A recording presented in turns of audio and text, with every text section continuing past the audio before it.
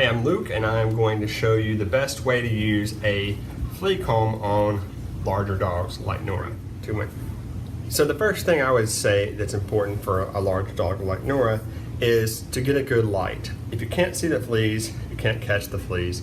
And my living room has warm yellow lights and it really makes it hard to catch the fleas and to see the fleas. So I would definitely recommend a bright light. What I have is a photographer's umbrella light, which is basically a stand that has a light bulb on it and an umbrella basically that reflects the light back down. I think everybody's probably seen these before.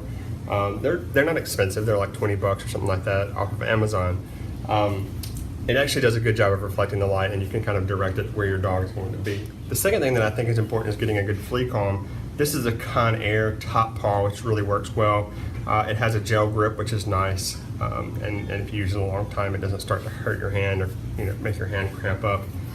The third thing that I think is important is to try to do the combing at the end of the day when your dog is tired. I feel like if you try it in the morning when your dog is just waking up and she's ready to go out and play, it's going to be really difficult to try to contain her and hold her down. Then also start from the top, brush with the fur, and start from the top and work your way down. That makes it a lot easier to know where you are and where you've been. The next thing is, with the dog that sheds a lot, you're gonna get a lot of hair. You're gonna get a lot of these clumps.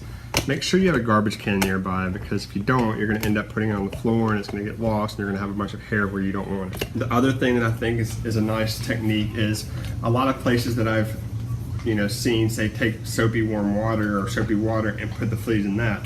Well, that assumes you can hold the flea and move it to the water. What I actually do is, if I find a flea, I will actually press it into the comb and hold it with my finger and then slide it against the comb grain or against the comb pieces, and that actually will kill the fleas right there, and then you can just kind of pick it up and throw it away however you want.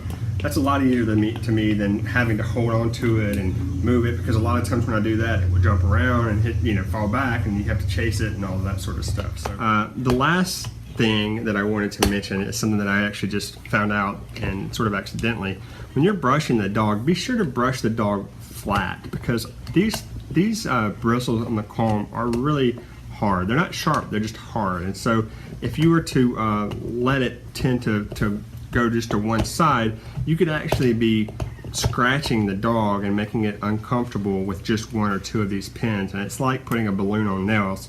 Doing it like this is a much more comfortable experience than doing like that. Plus, it's not going to be effective whenever you do it like this. So anyway, I hope that was helpful, and good luck with the combing, and be sure, as always, to leave me comments and let me know what you think. Thanks.